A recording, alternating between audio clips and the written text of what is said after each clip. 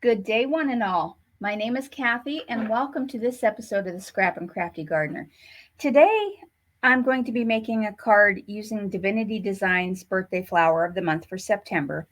And I had opened the package because I didn't recognize it. Usually says up here Divinity Designs, but I opened it. I haven't pulled it out yet. Now, I noticed on their Facebook page that the flower of the month was aster. I had printed these off the internet when I first got this kit. And so I see September is a sapphire or a deep blue. So those are the colors. Those will be the colors I am using today. But on my birthday flower of the month, as I said, on their Facebook page, I saw that the flower was aster. However, on the page I had printed out, it was morning glory. So I looked it up quickly online, and it's either the aster or the morning glory. So you can't always go by what you find on the internet. So this is the stamp. It comes with a die for all of the items, and it is really nice. It's a great product. So that's what I'm going to be making today. Now I've kind of have a layout in mind, and I chose a white card. This is my usual 5x7 card. So this measures 10 inches by 7 inches. Score it at the 5-inch line, fold it, crease it with your bone folder. And then I have a piece of white cardstock, which measures 6 3/4 by 4 3/4. I'm going to go with a horizontal card today. And then I use GinaK's master layouts, both 3 and 8. But if you don't have those, this is the size that I went for. I did a small rectangle. This measures 2 1/8 by 4 3/8. And then in the royal blue, sapphire blue. And then the white stitched.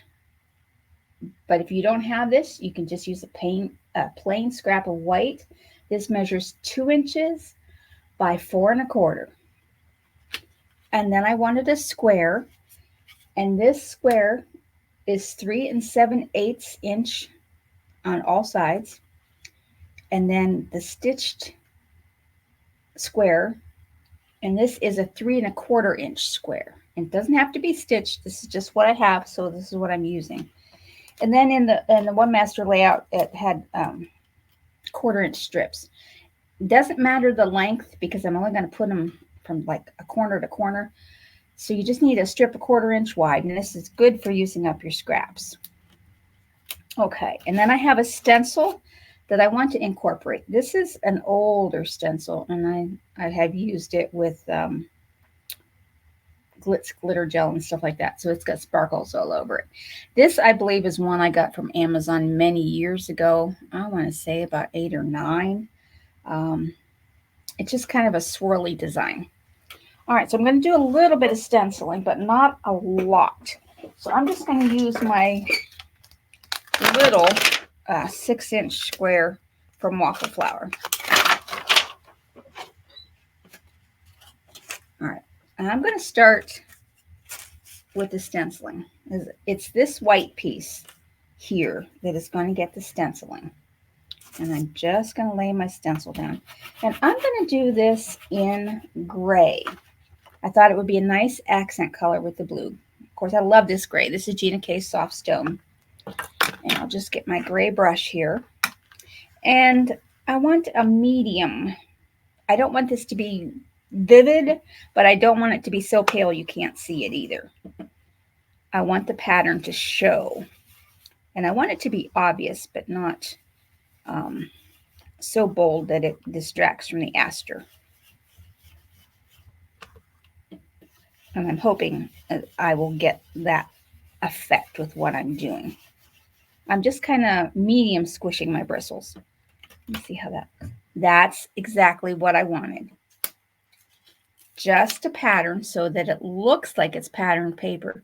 So if you had a nice patterned paper that would go nicely with this royal blue, by all means use that. Okay, so that's on here. Now, I am not going to put it on here. I will save it I just might do something with that. But on this white background, just on like this side and down at the bottom, I just want to do this lightly. I'm not going to squish my bristles. I don't want it to be as bold as that. I just want a hint of the pattern. Just a hint. And that's perfect. So now I'm just going to move that up and do the same down at the bottom. Just a hint. I'm not flattening the bristles at all, just going over the top lightly. And then it just gives, let's see if I can, it's so light there. I think you can see it here. It's just very light and adds a little contrast to the background. I feel that I'm starting to like that in the background.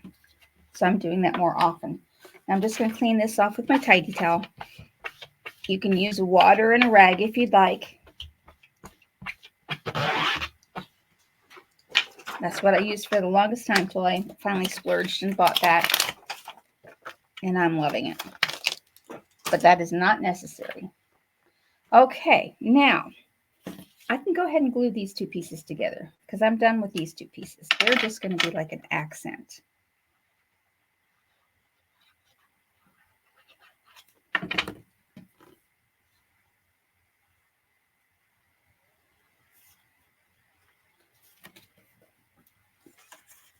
And these two pieces are going to go together.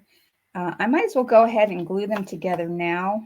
I am going to stamp on this one. This is where my design is going to go.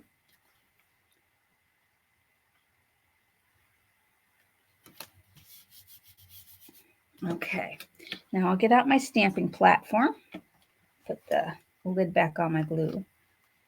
Just a few supplies used today, but at least how I have it pictured in my mind, I think that this will work nicely. Now I'm going to put this up here. I don't know, I haven't opened this yet.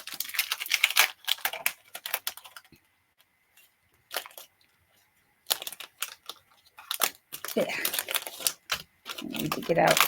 I don't know if I'm going to die cut any of these pieces parts, but I may. And they're here on that package nicely. This is what I want to see. The flower here. So let's take that off. I know I want the flower in the center.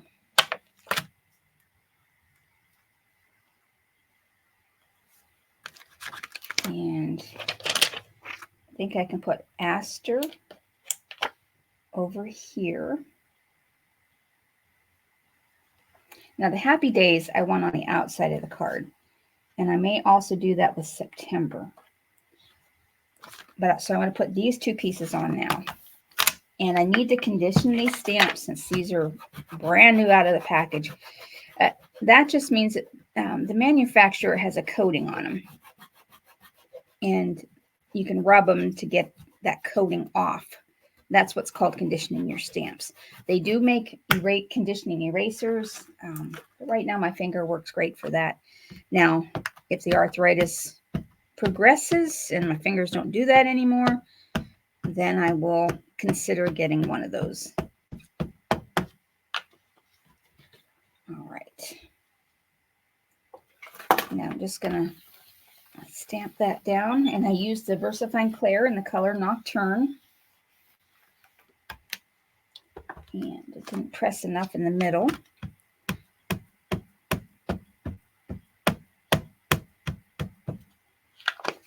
So I will concentrate more of my,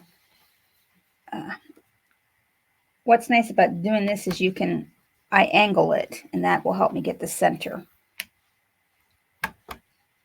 Adds just a little bit more pressure. And I'm going to give that one more color. I don't need to do the words aster again. Those are nice and bright.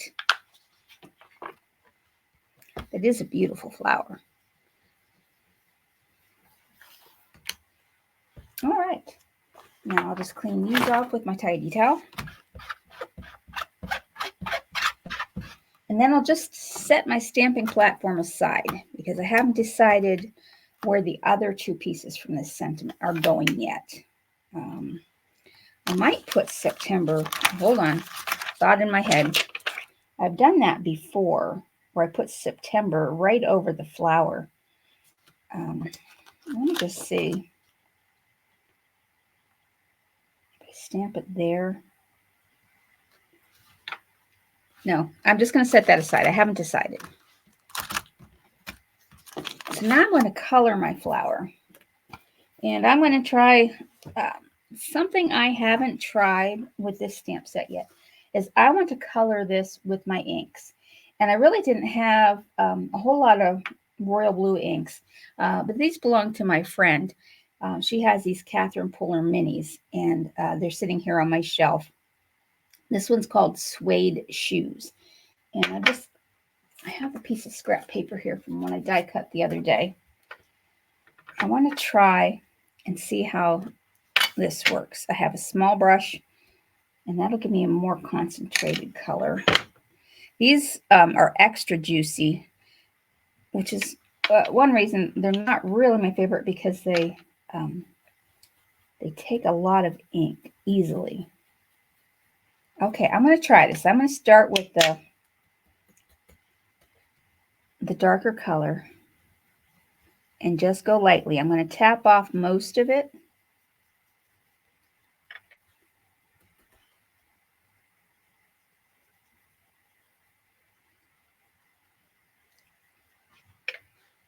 Starting with the fat brush first. This is just a generic blending brush.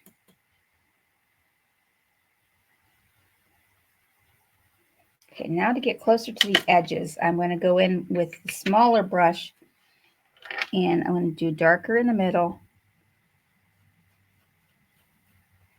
and then try to reach these outer petals without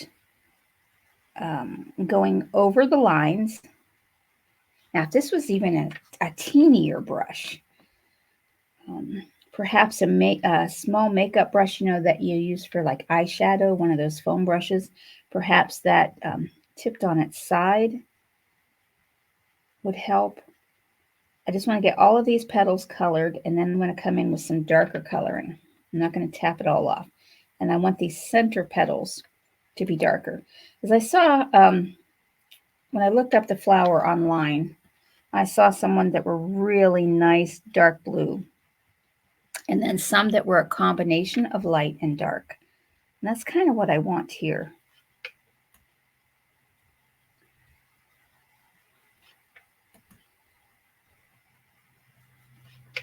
And I think it's going to turn out okay.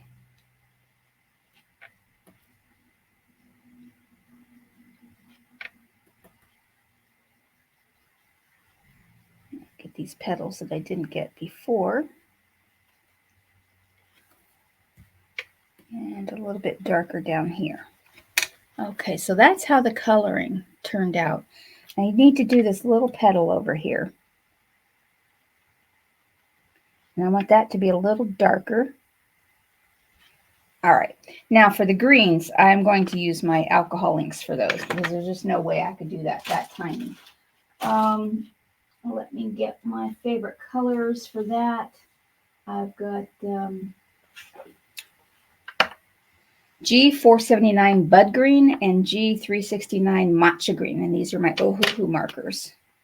And that's a brighter green, so I'm going to go on the stem and these bud petals here with that color.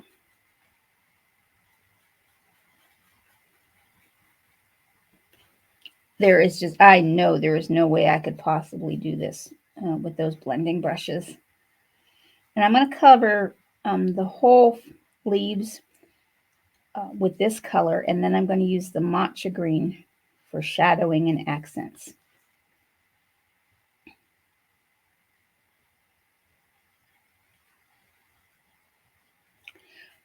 What is one nice thing about these sets by Divinity Designs is I could have stamped this and then cut it out to give it more dimension. And I have done that on other cards. But this one I want it to be flat. All right, now I'm going to go in with the matcha. And just I'm going to kind of follow the black on the stamp where they have a shadow lines already.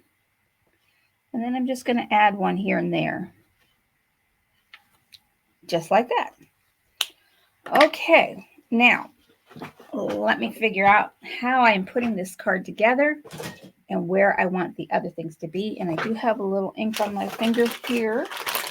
So I'm just going to clean that off with a wet wipe. Put my, you know why my black brush is out there? Oh yeah, I do. That was my gray brush. Okay, that's probably where I got the ink from. All right, I'm gonna set this. I don't need that scrap anymore. Always save your little scraps that you die cut out of because you can use them for testing your colors. All right, so I know that this is going to go here. And then I want this piece that I put the pattern, my own patterned paper on here with this here. Oh, and I'm liking that. Now I've got these strips and I had thought of doing a couple of different things. One is to put them behind here, or two, just to angle on the side, just a couple of strips like that. And if I did that, then I could put maybe September in the middle of the two strips. And then where will I put the happy days?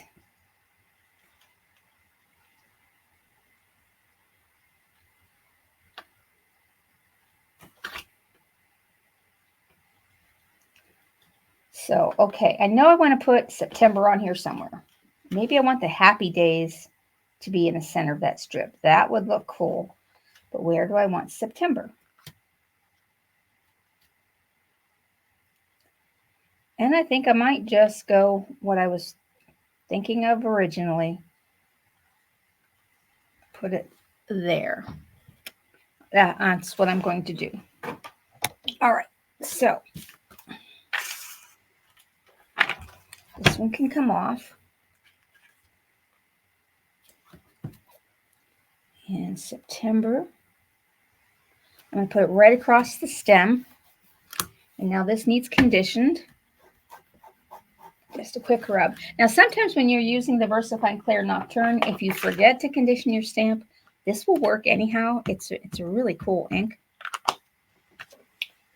And I'll do one more just to get it nice and dark.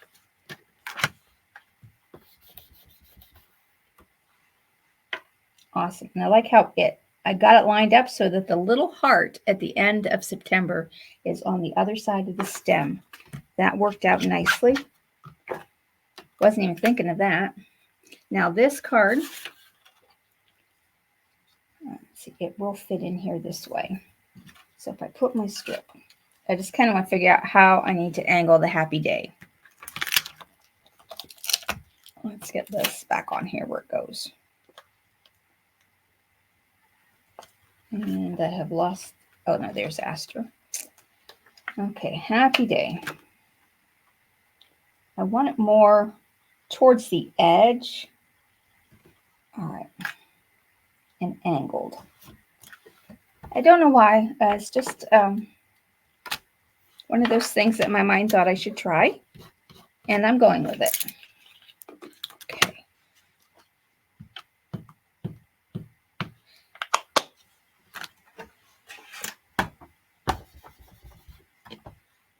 And I'll do one more.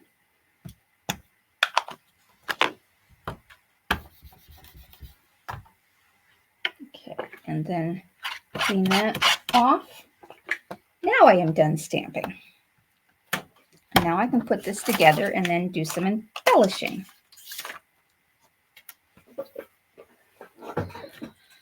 All right, now this part,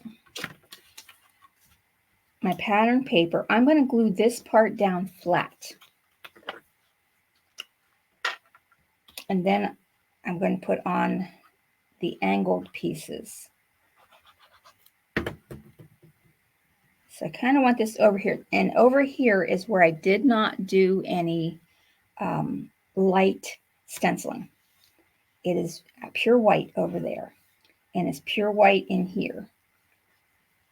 And then this I'm going to pop up. So that'll go here. And now these I want to get down. Okay. And I'm going to move them over because I don't need to use the whole strip. I can save that for another project. And then this one will go up. Flip it over to the correct side. There really isn't, if you just cut the strip, there's no right or wrong side. But since I use the master layouts for this, it has a finer finished edge. And there is a distinct wrong and right side when you do it that way. I mean, I suppose if you like the other side, it's not wrong. All right, so this one I need to kind of glue down from here.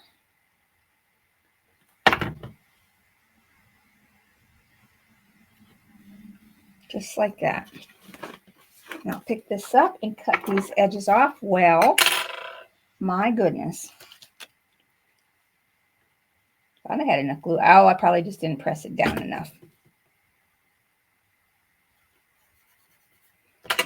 This is what I mean. If you have scissors to crease your thing, you can also use your scissor edge just to kind of put them down.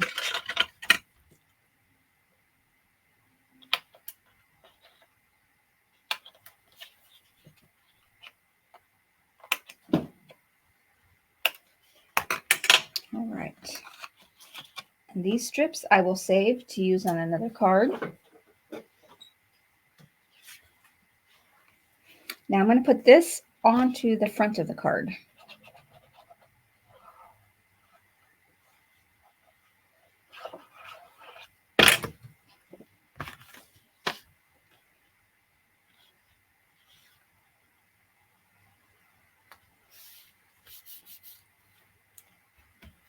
And I'm just going to put my acrylic block on here for just a moment to kind of help hold that glue down. And while that's gluing down, I'm going to put some foam strips on here because I want this to be popped up. I don't want to pop it up a whole lot. These are my 1/4 inch strips, and oh, look at that. They're the same size as the square. Except for when I go this way. So I will, once you already have one on, this one's going to be too long. And there's a piece of paper. Move that back up so I'm not off camera. I do apologize for that. Use every little piece as part.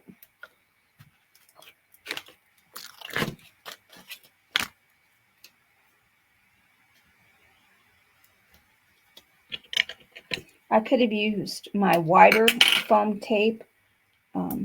That's a little bit more expensive than these are. So this is what I'm using. Trying to be economical. And then just, I'm going to crisscross here. All right.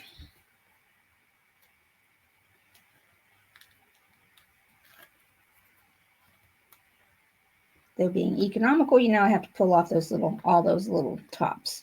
But that's okay.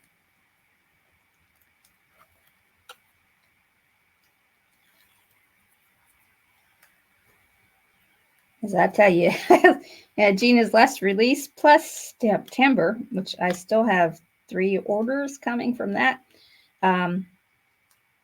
put a big dent in my budget.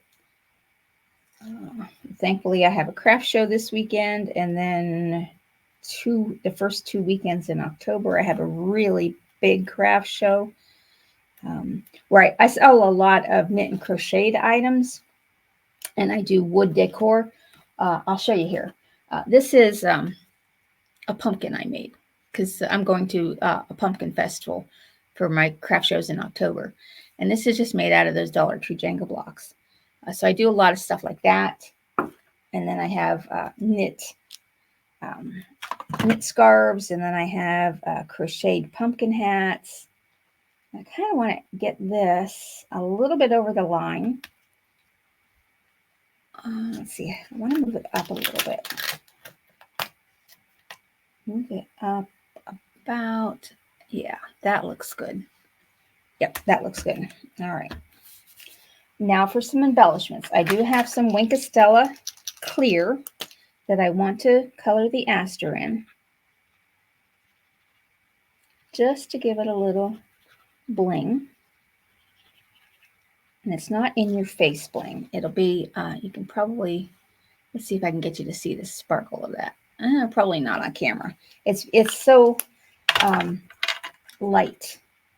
Now I have two options. I have some royal blue sequins or sapphire blue sequins, and then I can color some sequins or some rhinestones. And I might go, let me just try the sequins. If I put maybe 3 here, that's how that would look. But if I did sequins, or yeah, these are the sequins. And I'm kind of liking the sequins, but how would rhinestones look? Let me get my bigger rhinestones. I think that will make a difference. It